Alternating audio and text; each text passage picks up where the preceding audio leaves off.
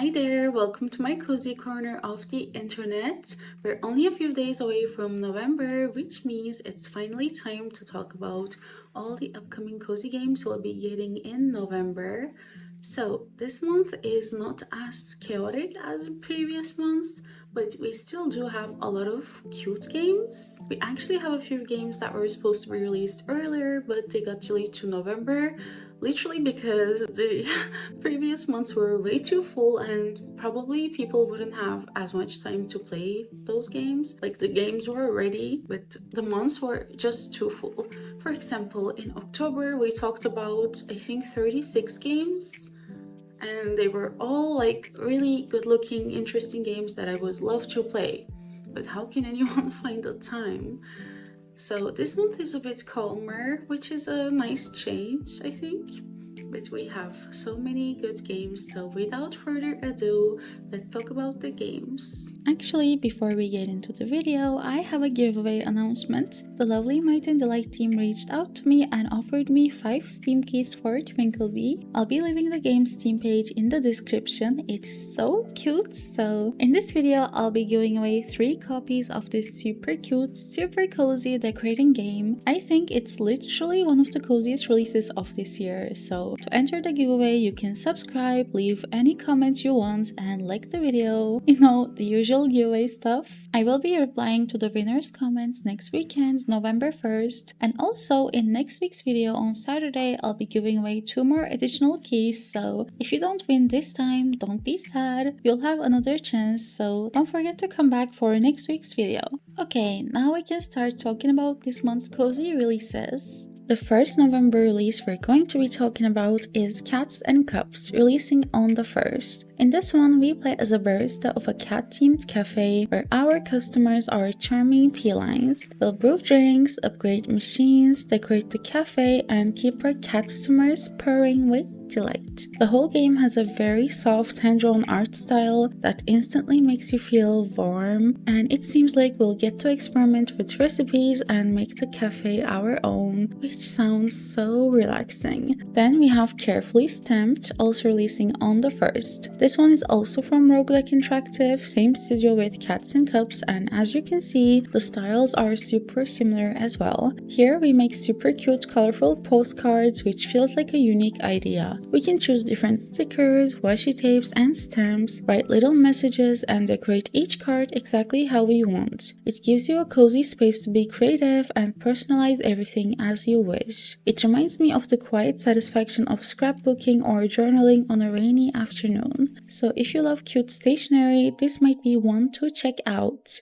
Next up is Dream Garden, coming out on November 3rd. This one lets us build our own miniature garden dioramas from scratch. We can place tiny trees, flowers, stones and bridges, create ponds and shape the landscape however we like. There's a day and night cycle and different seasons, so the garden changes as we play. It looks like it'll be such a calm, slow-paced experience that feels almost like meditation. Also releasing on November 3rd, we have Tavern Keeper. Here we get to run our very own fantasy tavern, from designing the rooms and furniture to hiring staff and setting up menus. The customization looks detailed, letting us resize and layer decorations to create the perfect cozy atmosphere. We'll be able to build taverns across the world as we progress the story, and each new location will bring more challenges and new characters. It looks like the kind of management game where you can go from chaotic to cozy once you find your rhythm. Then, releasing on November 4th, we have The Legend of Khiimori. This one takes us to 13th century Mongolia, where we play as a courier rider traveling across the vast land with our horse. We'll of course need to care for, train and bond with our horse, gather supplies and explore the breathtaking landscapes. It looks like a slow and immersive game that's all about the journey rather than the destination. I really like how it blends the sense of freedom from open world games with a very calm, grounded atmosphere, and I'm super excited for this one. Also releasing on the 4th, we have Outside the Blocks.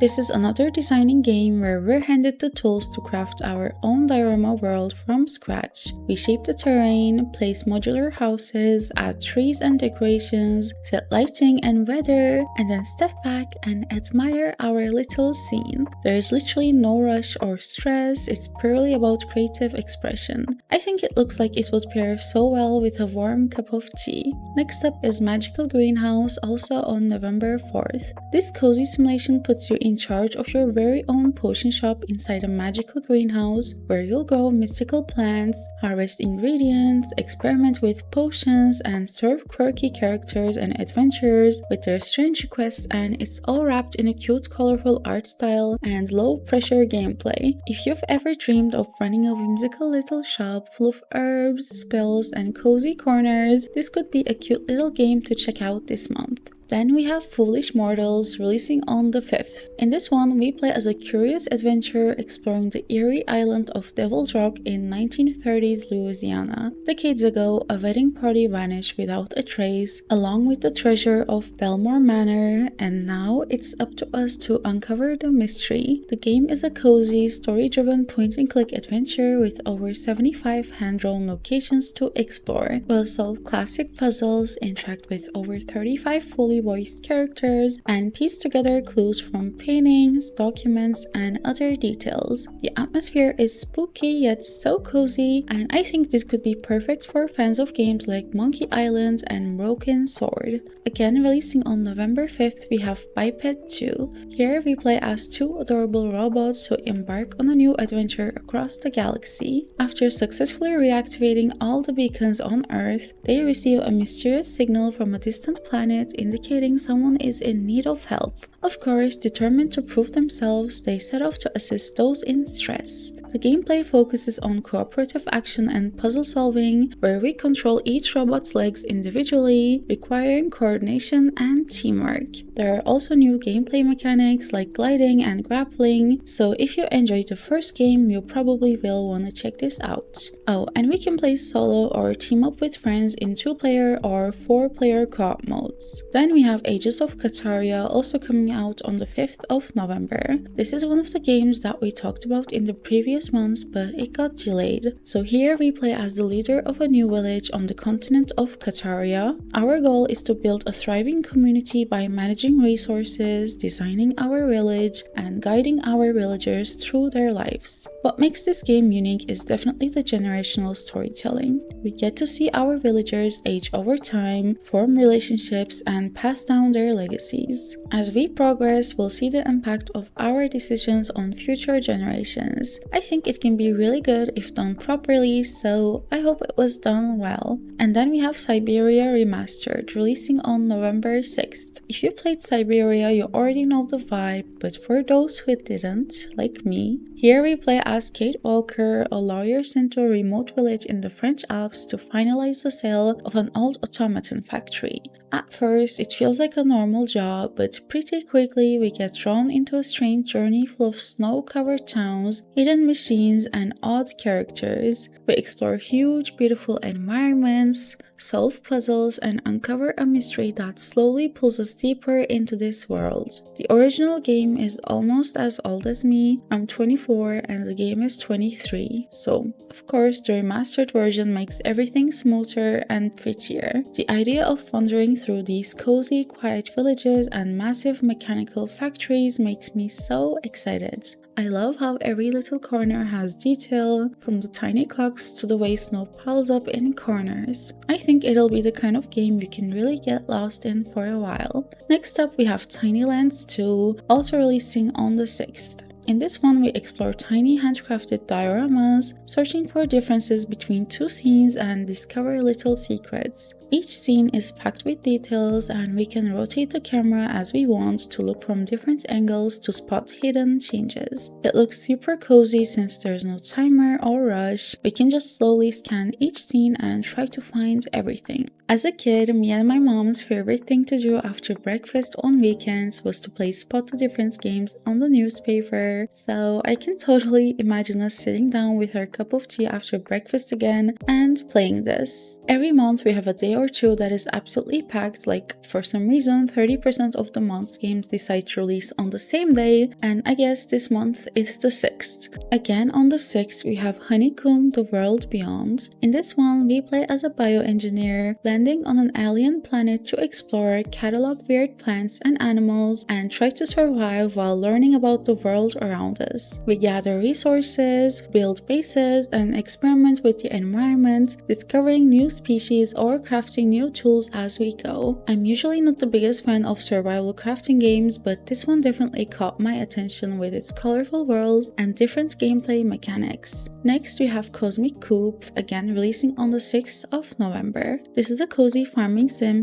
/ creature collector set in a mysterious planet. We befriend little creatures called critterlings, and each critterling has its own personality, and we can explore, craft, and decorate to keep them happy. The game seems to have a really slow and satisfying pace. We won't be racing through anything but just taking care of our farm and enjoying our little world. My only concern is that I think the game looks a bit too similar to the other ones in the genre, at least from what we've seen so far, but I hope it has its differences. Then we have one of my most anticipated games of the month, Unbeatable, and it's also releasing on the 6th. In Unbeatable, we play as Beat, a musician living in a world where music is banned. We have to travel with our band, perform songs, and spread music while avoiding trouble. The rhythm gameplay looks so fun, and the story about fighting to express ourselves feels like it's really going to hit home. The art is colorful and animated, and I love how the music drives the whole game. Like, it's not just about hitting notes, it's about feeling the world we're moving through. I think this will be such a cool mix of cozy story and energetic rhythm that's different from the other games this month, and I'm looking forward to it. Also, there's a free game they released a few years ago that's a side story in the same world. It's called Unbeatable White Label, so you can check that out while you wait for the release of this one. The final release of November 6th is Dinocop.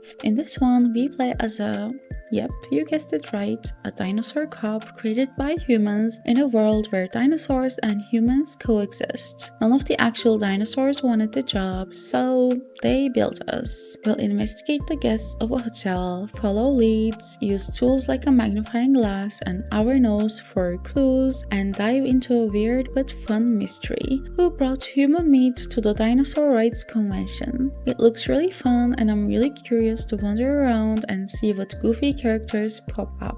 Then we have Overlook releasing on the 10th of November. This is a hidden object game, but it seems like there's actually more gameplay to it than just finding hidden things. There's also some puzzle elements, and we can help people with their problems. The visual style looks fun, so it might be worth checking out if you enjoy hidden object games. Next we have Rue Valley releasing on November 11. In this one we play as a man trapped in a time loop in this small town, and each day we relive and try something different. We talk to different characters, make different choices, and try to break the loop. It talks about mental illnesses as well, which is something I really enjoy in games. I thought the art looked similar to Disco Elysium's, but I didn't realize it was actually a Disco Elysium-like until I read their Steam page.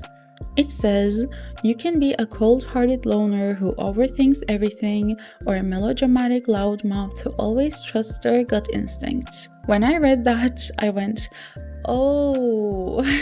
Also, the time loop mechanic will probably summon all Outer Wilds lovers as well. I'm so looking forward to this game, and I think if it's well written, it has the potential to be truly amazing. Then another one of my most anticipated games of the month is Goodnight Universe, also releasing on the 11th. This one is from the creators of Before Your Eyes, which is honestly a game that proves games are art. So in Goodnight Universe, we play as Isaac, a 6-month-old baby who's discovering he has weird psychic powers, and the thing we want the most is love and acceptance from our family, while a secretive tech corporation watches. It's probably going to be very unique and emotional, and I'm very excited to see what they've come up with. Moving on, we have Winter Burrow releasing on November 12th. In this, we play as a mouse who returns to their childhood burrow after living in the big city, only to find the place in ruins and our aunt missing. So we explore the frozen wilderness, gather resources, craft tools, bake pies, knit sweaters, and slowly restore the burrow into a warm home again. It literally screams cozy, and I think it's gonna be perfect to warm us inside in these colder months. Then we have Little Corners releasing on November 13th. I think this is one of the coziest games of the month. Basically, we peel stickers and decorate the whole blank space with them. There are super cute animal stickers, trinkets, and lo-fi music playing in the background. If you love aesthetic decorating and looking for something to just let your brain wander, this will probably be right up your alley. Next up is UMAMI, releasing on the 17th. This is a 3D food puzzle game where we tinker, rotate, and fit wooden blocks to build mouth-watering towers of cake, pancakes, onigiri, or other cute food stacks. I don't know why, but it has this nostalgic feeling to it, and I really love the colors, so I personally want to check this one out as well. Then there's the Berlin Apartment, also releasing on November 17th. This one instantly caught my eye. It's a narrative game about an old apartment in Berlin and the people who've lived there over the years. Each room tells a story, and as we explore, we start to piece together how lives connect across time. It definitely has that quiet, reflective vibe I love, and as someone who loves what remains of Edith Finch, I'm so hopeful about this one. Next, we have Solo Leveling Arise Overdrive, releasing on the 17th as well. This is an action RPG based on the popular manhwa, and it looks so fun. I didn't read the books or the manhwa, and I don't know anything about this world, but when I scroll on my gaming Instagram, I see so many of my friends posting about it, which is why I include it here honestly. I don't know if it feels cozy since I never personally read or played it, but according to my friends, it feels cozy to be in this world. Maybe because it really scratches that power fantasy itch. And then there's StarMoon Forest coming out on November 18. In this one, we build our dream forest farm and hotel community, and it looks so cute. By the way, I couldn't find any trailers of it on YouTube, so that's why I'm showing the Steam page. Anyway, it turns out it's a Chinese game and the game is badly translated, so even though the visuals look really cute, maybe it might be worth waiting for its full release, since for now it's only coming out on early access. Next up is SpongeBob SquarePants Titans of the Tide, also coming out on the 18th. This is a super fun looking 3D platformer where we play as SpongeBob and Patrick as they deal with a huge ghostly mess in Bikini Bottom after King Neptune and the Flying Dutchman start fighting. We explore spooky versions of familiar places, use Patrick's borrowing and SpongeBob's gliding skills, and of course team up with other characters from the show.